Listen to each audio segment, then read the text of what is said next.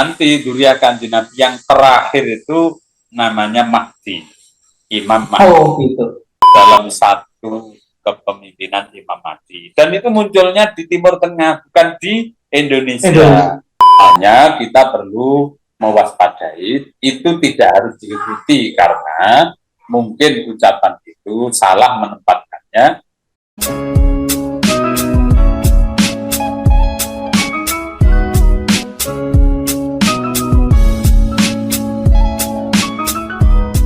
Assalamualaikum warahmatullahi wabarakatuh. Salam sejahtera untuk kita semua.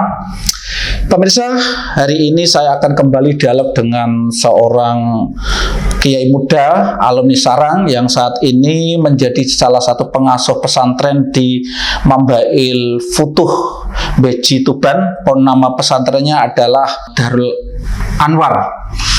Beliau ingin menyoroti terkait dengan gelar yang diberikan oleh Abah Aos terhadap Anies yang diberi gelar Imam Mahdi. Kira-kira dari perspektif kitab kuning, dari perspektif pesantren, ini gelar ini tepat tidak? Apalagi diberikan oleh salah satu mursyid thariqat. Saya sapa dulu Pak Yai Syariful Wafa.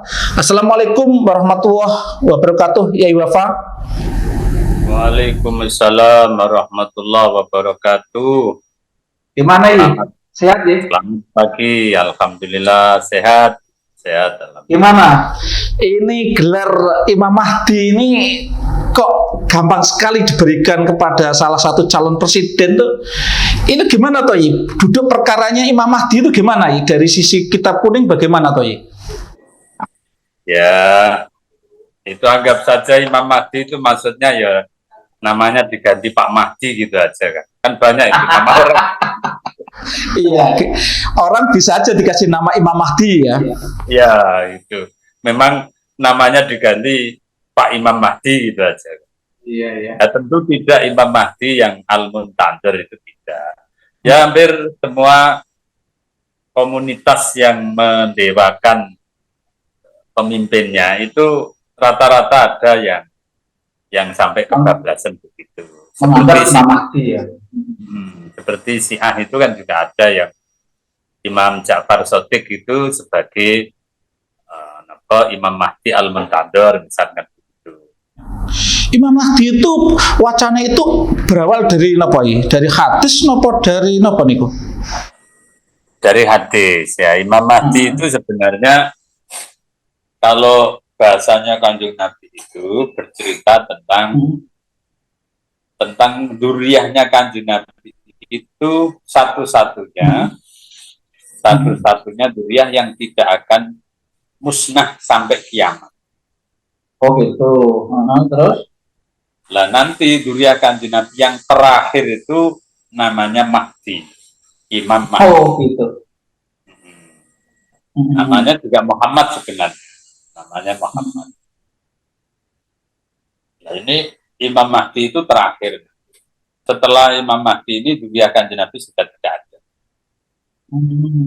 Karena itu Kanjeng Nabi menyebutnya sebagai dzurriyyahnya itu sebagai seperti kasafi Nabi Nuh, seperti perahunya Nabi Nuh. Jadi kalau umat Islam ingin selamat, tidak tenggelam di gelombang lautan. Oh gitu. Harus ikut bergabung ke kapal atau bergabung ke di bawah barisannya Imam Mahdi gitu ya. Berarti kalau gitu kesimpulannya Imam Mahdi itu harusnya ya dzurriyyah, berarti ya habab atau apa sayyid itu ya. Nggak bisa orang umum terus tahu-tahu diangkat jadi Imam Mahdi itu nggak bisa ya. Betul itu memang dari dzurriyyah Nabi, dari nasab Kanjeng Nabi, bukan kok dari dzurriyyah Nabi itu tidak, dan juga bukan dari orang yang muncul dari peristiwa pilpres itu juga tidak. Iya. Jadi masalah itu kan masyarakat yang umum itu kan memahaminya kan letterlek bahwa ya seakan-akan Imam Mahdi itu betul-betul masuk atau masuk dalam diri Anies, itu yang mungkin kan jadi masalah kan di situ ya. Imam Mahdi itu memang digambarkan, diprediksi itu nanti akan lahir di akhir zaman. Jadi setelah apa, moralitas umat manusia itu sudah hancur lebur,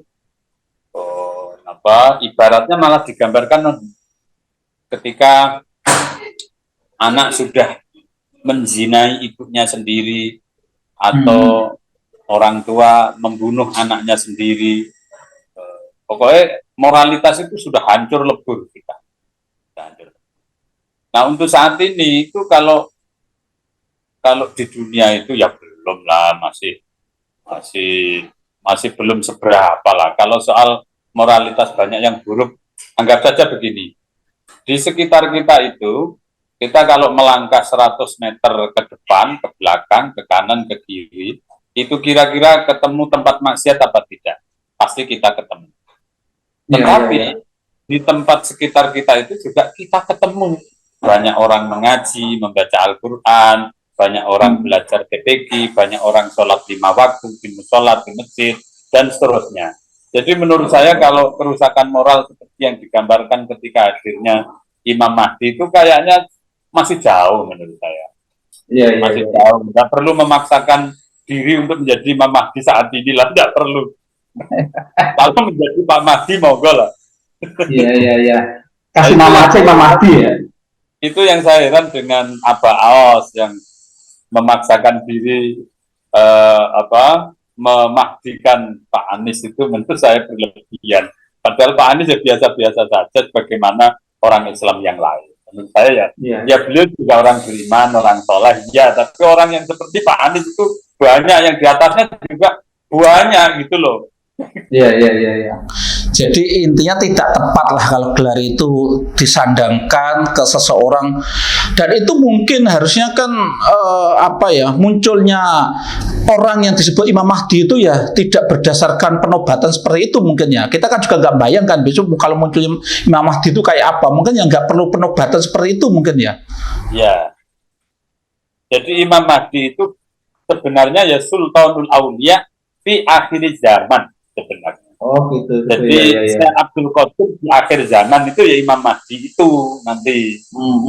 Nah, masuk itu kok sosok Anies Baswedan kan ya enggak toh. Dan itu mempersatukan umat Islam seluruh dunia. Tidak hanya Indonesia. Bukan dalam satu negara, bukan. Seluruh dunia umat Islam itu nanti dalam satu kepemimpinan Imam Mahdi. Dan itu munculnya di Timur Tengah, bukan di Indonesia. Di Timur Tengah, di Arab sana. Dan munculnya juga bukan melalui peristiwa Pilpres. Tidak melalui itu. Yang nggak bisa disentuh oleh amoralitas itu, kerusakan moral, itu memang kota suci, tanah suci. Yaitu tanah hijaz. Mekah, Medina itu tidak tersentuh. Haram itu memang dilindungi oleh Allah dengan banyak pagar malaikat yang turun, yang ditempatkan di situ. Bahkan Dajjal pun tidak bisa masuk ke situ, tidak bisa masuk ke tanah suci maupun Medina, tidak bisa Dajjal. Tapi nanti Imam Mahdi itu ketika Dajjal muncul, menurut keterangan tafsir Sawi, itu Dajjal itu berhasil mengalahkan Imam Mahdi.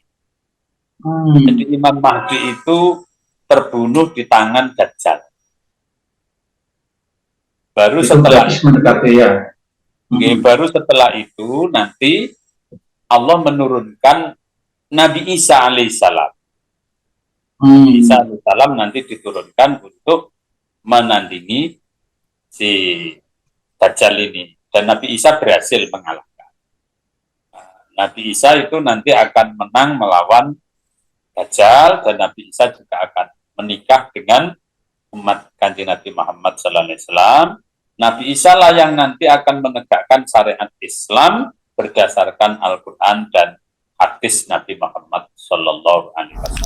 Ya, jenengan kan juga ya apa itu artinya kan di dunia pesantren itu kan memang kadang itu ya thariqat itu kadang kan mudah di ini, kadang ada orang yang berlindung di bawah thariqat itu kan seakan-akan memang umat kan sulit untuk mengoreksi apakah ini benar apa tidak itu, karena memang ada doktrin kan tidak boleh mengkoreksi mursyidnya itu supaya kita selamat dari kemungkinan tadi kan, kita sementara kan nggak boleh kritik, sementara kan belum tentu mursyid itu ya kadang seperti ini, itu kan kasihan umat yang kebetulan di bawah mursyid yang seperti itu gimana kita mensikapi itu mestinya sih? Idealnya itu sebagai seorang mursyid itu harus terpenuhi syarat dan rukunnya seorang mursyid. Ya ilmunya, ya sanadnya, ya ma'rifatnya, usulnya, kearifannya. Kalau bahasa Imam Syekh Abdul Qadir Al-Jilani itu kan seseorang itu jangan maju menjadi pemimpin apalagi ini mursyid kecuali memenuhi 3 hal. 1, memang dia seorang yang alim alama. Kemudian yang kedua, dia memiliki ilmul hukama, ilmunya para orang-orang bijak. Kearifan. Nah, lalu yang ketiga itu adalah siasatul umaro, memiliki pengetahuan politik yang memadai, sehingga tidak ngawur, gedabrus kayak ini. Kalau ini menurut saya gedabrus itu. Jadi hukamanya tidak ada, kemudian siasatul ulamanya juga tidak ada. Mungkin dari segi ilmu ulamanya mungkin adalah beliau seorang ulama sehingga dinobatkan sebagai mursyid itu ya. Tetapi itu kan teruji oleh zaman ketika dia menghadapi situasi kemudian kelihatan kan siasatul ulamanya itu ngawur, kemudian ilmu hukamanya juga enggak tercukupi gitu. Itu seorang mursyid itu biasanya yang menunjuk, yang mengangkat itu siapa ya? Kan mesti ada lembaga atau ada perseorangan yang punya otoritas untuk mengangkat seseorang jadi mursyid. Itu siapa biasanya? Mursyid itu sebenarnya ya ada yang ditunjuk oleh mursyid sebelumnya. Oh, kayak kerajaan, raja menurunkan ke pangeran gitu ya.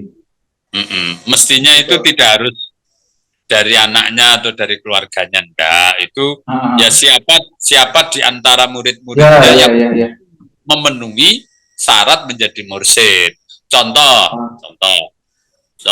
Mbak Yai Arwani Kudus. Beliau itu seorang mursyid Thariqah Naksabandiyah Khalidiyah. Beliau seorang mursyid Naksabandiyah Khalidiyah. Beliau ditunjuk menjadi mursyid oleh gurunya, yaitu Popongan, Mbah Salman itu, Salman Popongan. Itu dulu ada beberapa murid, kalau tidak salah itu yang pada saat diuji untuk menjadi calon mursyid, itu ada 2 apa 3 begitu, 3 mungkin. 3, seingat saya 3, saya bacanya sudah lama biografinya itu. Dan muridnya pun tidak tahu kalau itu sedang diuji. Sedang diuji, gurunya itu tidak tahu. Tiba-tiba ditimbali gitu aja. Malam-malam gitu ditimbali. Ya Mbak Arwani, ya sama kiai-kiai beberapa 3 orang itu ditimbali. Terus oleh beliau, ya biasanya santri kalau ditimbali kiai kan sesegera mungkin dan juga menggunakan pakaian yang bersih, yang bagus, yang sopan, kira-kira begitu kan. Termasuk Mbak Arwani juga pakai sarung yang bagus, yang bersih, pakai bajunya juga baju takwa yang bagus, yang bersih begitu. Yang lain juga begitu nyampe di dalam sama Mbah Yai didawi, tolong aku resekno kurasno ini septic tank. Pakai baju bagus. Ya jumlah pakai baju bagus ya. Ya itu. Pada saat itu Mbak Arwani itu tidak pakai Tidak, baju, ya langsung terjun, langsung tidak karena kepikiran pakai baju bagus. oleh maha gurunya langsung terjun dan menuntaskannya. Sementara yang 1 dan yang 2 dan 3 tadi itu cari baju ganti baju telesan lah cara menggono. Nah, ketiganya pun sampai selesai itu tidak ngerti kalau itu ujian, ya ngertinya itu diperintah kiai gitu aja. Ya. Nah, setelah beberapa hari, kemudian ketiganya ditimbali, lalu Mbah Harwani ditunjuk menjadi mursyid, dan yang lain-lainnya tadi itu untuk membantu menjadi khalifah lah, kira-kira begitu. Itu salah satu cara mursyid menunjuk itu. Saya tahunya dari itu kisah bapak saya, karena bapak saya juga salah satu murid torekohnya Mbah Harwani. Kemudian yang kedua, ada yang bentuknya itu tidak begitu. Ada yang bentuknya itu isyarat dalam menunjuk itu. Jadi isyarat mursyid yang lama itu tidak menunjuk siapa-siapa. Hanya menyuruh khalifahnya yang paling kira-kira paling layak itu diminta untuk badali, bukan menjadi mursyid, badali. Menggantikan. Nah, hanya badali sementara. Hanya badali sementara, sama dipeseni supaya mendidik, tolong didik anakku ini sampai suatu saat dia layak menjadi mursyid, misalkan. Karena kebetulan masih muda, masih anak-anak. Contoh seperti ini itu terjadi pada Syekh Usman Al-Ishaqi, Surabaya itu. Yang ketika beliau menjelang wafat, itu Kiai Ahmad Asrori Al-Ishaqi itu masih muda, masih belum cukup umur. Nah, itu kemudian dididik, dibina sampai menjadi alim alama dan layak menjadi mursyid, dan akhirnya Ahmad Asrori juga layak menjadi mursyid betulan. Ya alim alama, ya juga siasatul hukamanya juga mantap, siasatul umaroknya juga mantap, kira-kira begitu. Ada lagi yang juga dididik seperti itu, dipeseni, yaitu ketika Mbah Romli Tamim Peterongan wafat menjelang itu, beliau juga menugaskan Mbak Syekh Usman untuk mendidik Gus Dimyati atau Mbak Dimyati. Jadi Mbak Dimyati Romli itu dulu di bawah pengasuhannya Kiai Usman Al-Ishaqi. Jadi dididik sampai menjadi layak menjadi mursyid, dan kemudian kemursidannya diserahkan kepada Mbak Dimyati. Kira-kira seperti itu. Itu kalau di Indonesia. Ada lagi yang isyaratnya tidak gitu. Ada lagi isyaratnya itu tidak menunjuk, tapi yang penting amalan kegiatan toreko itu dikerjakan oleh para badal, dan dipersilakan mereka sendiri nanti memilih di antara mereka melalui alamat yang datang lewat mimpi. Misalkan toreko alawiyah. Toreko alawiyah itu ketika mursyid a'dhamnya itu wafat, itu tidak ada wasiat untuk menunjuk mursyid siapa-siapa. Tapi kemudian para khalifah dari mursyidul a'dham itu kemudian bermimpi yang sama, untuk sama-sama diperintah Kanjeng Nabi agar menunjuk salah satu di antara mereka. Disebut itu siapa, si A, si B, begitu disebut itu. Misalnya ini. Nah, ini kan urusan sowan yang pangeran lah. Kan tidak bisa dipalsukan. Ya. Oke, berarti mestinya mestinya cukup cukup hati-hati sekali mestinya ya kalau memang seorang mursyid ingin menunjuk badalnya atau penerusnya itu ya sudah hati-hati sekali ya. Tapi prakteknya memang kadang namanya orang ya seperti kerajaan tuh kadang menunjuk pangerannya kan belum tentu sebaik yang diharapkan oleh raja yang akan digantikan kan gitu masalahnya itu memang seperti itu. Nah, itu banyak juga terjadi itu. Yang begitu itu banyak itu. Menunjuk gusnya, menunjuk anaknya, menunjuk pangerannya itu banyak itu. Iya. Sehingga ada beberapa mursyid yang mestinya secara ilmu itu nggak layak. Tapi kesimpulannya artinya ketika melihat berbagai fakta di lapangan tadi mestinya mursyid tarekat itu lebih fokus, lebih khusyuk di zikir dan peningkatan spiritual ya daripada tadi ikut-ikut persoalan-persoalan politik macam-macam itu resikonya lebih besar kelihatannya ya. Ya, itu sebenarnya pengamalan dari alladzina yadhkurunallaha qiyaman wa qu'udan wa 'ala junubihim wa yatafakkaruna fi khalqis samawati wal ardh. Jadi tarekat itu sebenarnya tidak lain adalah ingin menjaga bersama-sama rombongan bersama mursyid dan para jamaahnya untuk menjaga agar kita itu setiap saat kalau bisa setiap keluar dan masuknya nafas kita itu yadhkurunallah, zikir kepada Allah, qiyaman wa qu'udan wa 'ala junubihim. Bukan hanya zikir tetapi wa yatafakkaruna fi khalqis samawati wal ardh. Kita juga menggunakan zikir kita agar pikiran kita itu berfungsi untuk mampu mengevaluasi diri. Jadi bukan hanya zikir tetapi juga fikir, karena fikir itu juga bagian dari zikir. Jadi berpikir itu penting. Ini Kanjeng Nabi sampai mengatakan at-tafakkuru sa'atin khairun min ibadati sanatin. Jadi berpikir sesaat itu lebih baik daripada beribadah setahun. Itu karena memang berpikir itu penting untuk evaluasi.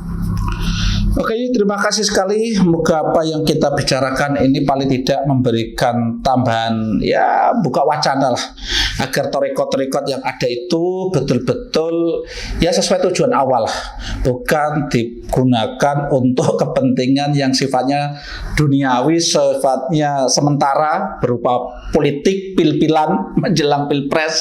Itu semoga menjadi wawasan seperti itu. Sebelum kita tutup mungkin ada pesan nih masih kaitannya dengan Abah Aos yang memberikan gelar Imam Mahdi itu. Mungkin sebelum kita tutup jenengan ada pesan? Ya.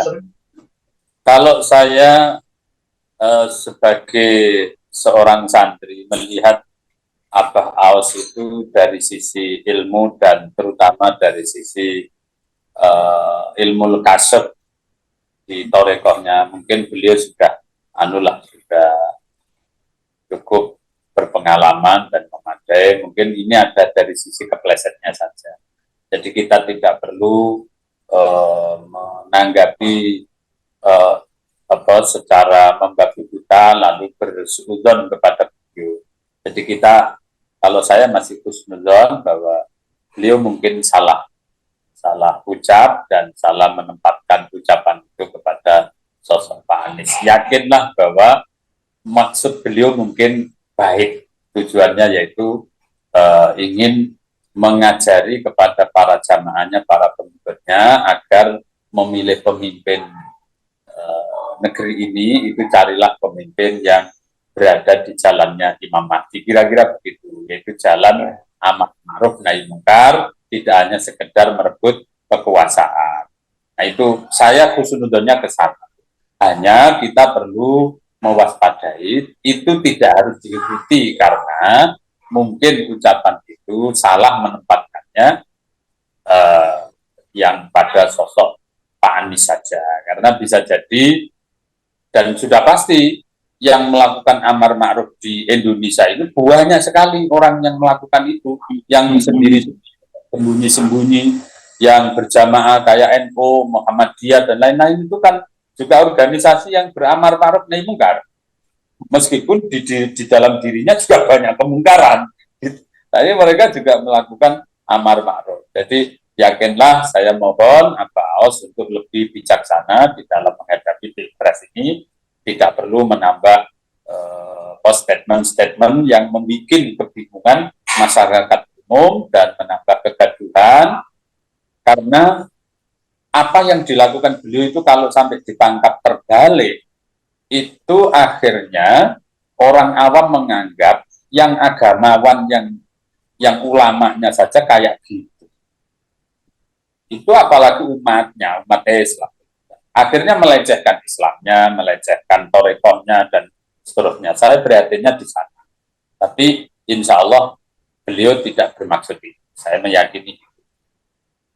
Oke, terima kasih. Assalamualaikum warahmatullahi wabarakatuh. Pemirsa, demikian tadi percakapan saya dengan Bapak Kiai Haji Syariful Wafa terkait dengan fenomena Abaos yang memberikan gelar kepada Imam Mahdi. Dan ini tadi sudah dijelaskan bahwa di dalam kita bertorikot, masyarakat ketika ikut torikot itu harus betul-betul memiliki pertimbangan yang cukup matang sehingga tidak terjebak dalam mungkin ketemu mursyid yang kebetulan tidak pas. Itu saja, semoga bermanfaat. Assalamualaikum warahmatullahi wabarakatuh.